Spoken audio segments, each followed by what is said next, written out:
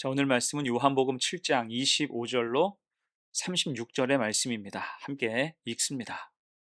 예루살렘 사람 중에서 어떤 사람이 말하되 이는 그들이 죽이고자 하는 그 사람이 아니냐.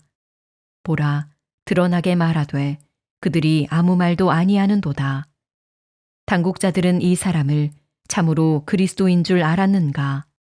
그러나 우리는 이 사람이 어디서 왔는지 아노라. 그리스도께서 오실 때에는 어디서 오시는지 아는 자가 없으리라 하는지라. 예수께서 성전에서 가르치시며 외쳐 이르시되 너희가 나를 알고 내가 어디서 온 것도 알거니와 내가 스스로 온 것이 아니니라. 나를 보내신 이는 참되시니 너희는 그를 알지 못하나 나는 아노니 이는 내가 그에게서 났고 그가 나를 보내셨음이라 하시니 그들이 예수를 잡고자 하나 손을 대는 자가 없으니 이는 그의 때가 아직 이르지 아니하였음이러라.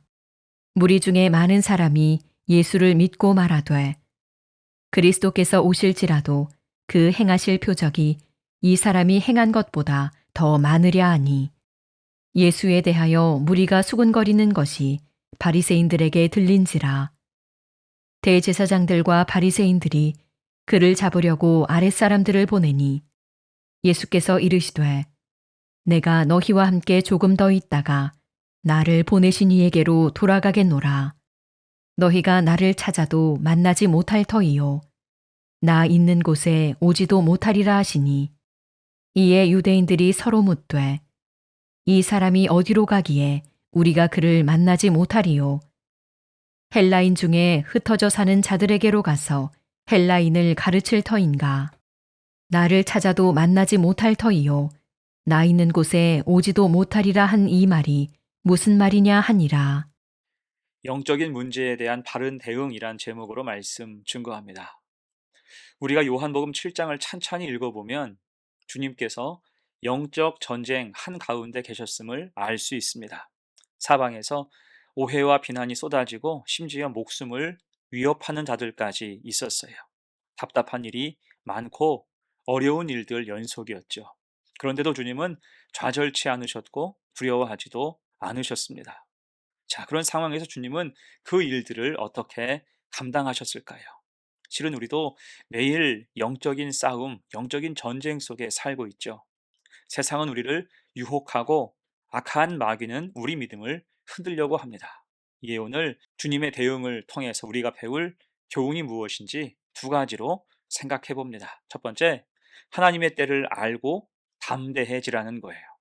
요한복음 5장부터 갈등은 커져갑니다. 거기서 주님은 그 자신이 누구인지를 명백하게 드러내셨죠. 스스로 그리스도이심을 분명히 선포하셨습니다. 그러자 주님을 반대하는 사람들이 생겼고 그들은 적대감을 가지고 주님을 위협했습니다. 그리고 이제 7장에서는 적대하는 그 세력이 더 커졌음을 알 수 있죠. 7장 1절은 이렇게 시작합니다. 그 후에 예수께서 갈릴리에서 다니시고 유대에서 다니려 아니하심은 유대인들이 죽이려 함이로라. 자, 이것은 단순한 반대가 아니라 살해의 위협이었습니다. 권력을 쥐고 있는 무리가 예수님을 죽이려고 했을 뿐만 아니라 심지어 이런 어려운 상황에서 이해하고 도와줘야 할 친형제들조차도 주님을 반대했어요. 7장 3절로 5절입니다. 그 형제들이 예수께 이르되 당신이 행하는 일을 제자들도 보게 여기를 떠나 유대로 가소서. 스스로 나타나기를 구하면서 묻혀서 일하는 사람이 없나니 이 일을 행하려 하거든 자신을 세상에 나타내소서 하니 이는 그 형제들까지도 예수를 믿지 아니함이로라. 자, 지금 형제들은 주님에 대해서 비아냥거리면서 비난했습니다. 정말 메시아라면 사람들 앞에 당당히 나서라는 것입니다. 수많은 사람이 초막절을 지키기 위해서 모여 있으니 좋은 기회라고 하면서 유대로 가볼 것을 종용하고 있어요. 그러면 그 자신들도 믿겠다라고 말하죠. 비아냥되는 것입니다. 곧 가족조차 예수님을 다 이해하지 못했고 온전히 바라보지 못한 것입니다. 이들 형제의 이름은 야고보와 유다, 요셉과 시몬이었어요. 우리가 아는 것처럼 이들 중에 야고보와 유다 이 두 사람은 나중에 예수님을 그리스도로 믿고 야고보서와 유다서를 쓰게 되죠. 그러나 이때만 해도 예수님을 믿지 않았어요. 종합해보면 주님이 얼마나 어려운 상황, 곤고한 상황입니까? 이 어려움을 서둘러 타개해야 할 것 같고 뭔가 오해를 풀어야 할 것 같지요. 하지만 주님은 별다른 대응을 하지 않으십니다. 왜일까요? 하나님께서 정하신 때가 아직 오지 않았음을 아셨기 때문이에요. 그때까지 사람들은 오해하고 시기하고 거짓으로 작당할 수밖에 없다는 것입니다. 그러니 주님께서 당장 하실 일은 그때가 오기 전까지 조금이라도 더 복음을 전하시는 것이었어요. 오늘 25절 이하도 그렇습니다. 사람들은 다시 주님의 출신을 문제 삼고 있죠. 저 사람이 누구이고 어디 출신인지, 어디에 사는지 우리가 훤히 안다는 것입니다. 그러면서 주님은 그리스도가 아니라고 단정해요. 이에 주님은 다시 말씀을 전하시죠. 28절과 29절입니다. 예수께서 성전에서 가르치시며 외쳐 이르시되 너희가 나를 알고 내가 어디서 온 것도 알거니와 내가 스스로 온 것이 아니니라. 나를 보내신 이는 참되시니 너희는 그를 알지 못하나 나는 아노니 이는 내가 그에게서 났고 그가 나를 보내셨음이라. 아멘. 어떻습니까? 하나님의 아들 그리스도이심을 분명히 밝히고 있습니다. 그렇게 주님은 위협 앞에서 물러서지 않으셨어요. 곧 위협이 있어도 단호하고 지혜롭게 대처하시면서 그리스도이심을 증거하셨습니다. 하나님이 정하신 때를 알고 계셨고 그 시기가 가까이 오고 있음도 분명히 아셨습니다. 여러분, 우리가 영적 전쟁에 임하는 것도 그렇습니다. 때때로 우리도 어려운 상황을 만날 수 있어요. 곧 영적 전쟁이 다 끝나는 때는 하나님만 아신다는 것입니다. 그러니 우리는 지금 순종하고 충성하며 주님의 뒤를 바짝 따라가야 하는 거예요. 조급해하지 말고 하나님의 때를 기다리며 신실하게 살아야 하는 것입니다. 단호하고 지혜롭게 대처하면서 믿음으로 살고 복음 중심으로 살아가야 하는 거예요. 그렇게 참 제자의 길을 갈 때 영적 전쟁을 감당할 수 있으며 쉽게 물러서지 않을 것입니다. 그를 통해 승리를 맛볼 수 있는 성도가 되시기를 축원합니다. 아멘. 두 번째예요. 오늘 본문의 교훈 두 번째, 추측하지 말고 진리를 따르라는 것입니다. 오늘 31절 말씀은 참 묘한 말씀이죠.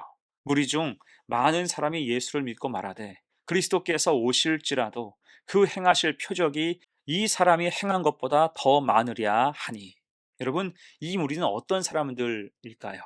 우선 이들은 주님을 어느 정도 믿는 사람들이었어요.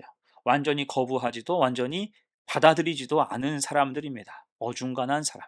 다만 주님께 호기심과 호감을 느끼고 있었어요. 자, 그런데 문제가 무엇입니까? 31절 하반절을 보면 그리스도께서 오실지라도 그 행하실 표적이 이 사람이 행한 것보다 더 많으랴. 곧 일종의 가정법을 가지고 주님을 믿고자 하는 것입니다. 예수라는 사람이 이렇게 많은 이적을 보였으니까 그리스도가 아닐까? 확신이 없이 그저 아마도 어쩌면 이 정도로 생각하고 비교하면서 가정하고 추측하고 있는 것입니다. 또한 이런 추측은 32절 이하에도 나오죠. 백성들이 주님 말씀에 동요하니까 대제사장과 바리새인들은 주님을 잡으려고 합니다. 이에 주님이 이렇게 말씀하셨어요. 33절과 34절. 예수께서 이르시되 내가 너희와 함께 조금 더 있다가 나를 보내신 이에게로 돌아가겠노라. 너희가 나를 찾아도 만나지 못할 터이요 나 있는 곳에 오지도 못하리라. 아멘. 여러분, 이것은 십자가의 고난과 부활을 상징하는 말씀입니다. 그런데 이 말을 듣고 그 무리는 다시 해석하고 추측하는 거예요. 35절과 36절. 이에 유대인들이 서로 묻되 이 사람이 어디로 가기에 우리가 그를 만나지 못하리요? 헬라인 중에 흩어져 사는 자들에게로 가서 헬라인을 가르칠 터인가? 나를 찾아도 만나지 못할 터이요 나 있는 곳에 오지도 못하리라 한 이 말이 무슨 말이냐 하니라. 쉽게 말하면 예수라는 사람이 어디를 간다고 하는데 과연 어디로 떠나려고 하는 것일까? 우리가 찾을 수 없는 곳이라면 어디일까? 헬라인 틈으로 도망칠 것인가? 아무도 모르는 어떤 곳으로 가려고 하는 것일까? 계속 궁금해하고 추측만 하고 있는 것입니다. 여러분, 지금 이들의 문제가 무엇입니까? 이들은 눈앞에 진리가 계시는데도 그것을 보지 못하고 있어요. 믿음의 문턱에서 자꾸 미끄러지는 거죠. 왜요? 진리를 믿지 못하고 엉뚱한 것에 관심을 두고 있기 때문입니다. 자꾸 자기 생각으로만 추측하고 가정하고 비교하고 있는 거예요. 주님이라는 절대 진리를 두고 이리저리 재고 있으니 믿음이 바로 세워지지 않는 것은 당연합니다. 여러분, 우리도 그렇습니다. 주님을 추측하고 가정하는 것은 믿음이 아니에요. 하나님이 계시다면, 기도가 응답된다면 이렇게 조건을 다는 것은 온전한 믿음이 아닌 것입니다. 믿음은 주님이라는 절대 진리를 믿고 전적으로 의지하는 거예요. 사람 말에 휘둘리고 내 짧은 생각으로 추정하고 추측하는 것은 건강한 믿음이 될 수 없는 것입니다. 그래서 주님께서 지금 더 말씀을 주시고 기적을 보여주신 것입니다. 더 이상 추측하지 말고 그냥 받아들이라는 거예요. 곧 주님은 충분한 증거를 주셨습니다. 이제 우리가 성도가 결단할 차례라는 거예요.